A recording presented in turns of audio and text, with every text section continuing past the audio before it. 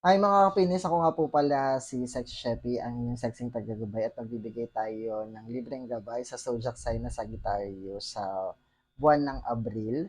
Kapag ka hindi nag-resonate sa inyo, just ignore it. Kapag nag-resonate naman, give me heart, share, and follow and leave a comment sa ating comment section and be yours as scammer. Nakikita ko dito, Sagittarius, ikaw ay may tinitingnan. Oo, you have a prospect person or prospect business or prospect, basta may prospect ka kaso ang challenge dito meron siyang karelasyon or nasa,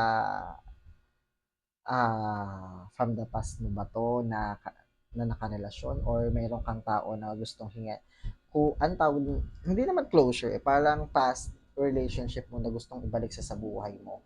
But the sad part is itong taong 'to, it's my partner na o kaya naman itong taong 'to ay committed na. Kung sa negosyo naman 'to, hindi parang gusto mong balikan yung dati mong mga dating business, dating abundance, dating ganito, kaso hindi na puwede dahil committed na sila sa iba. So, let's see.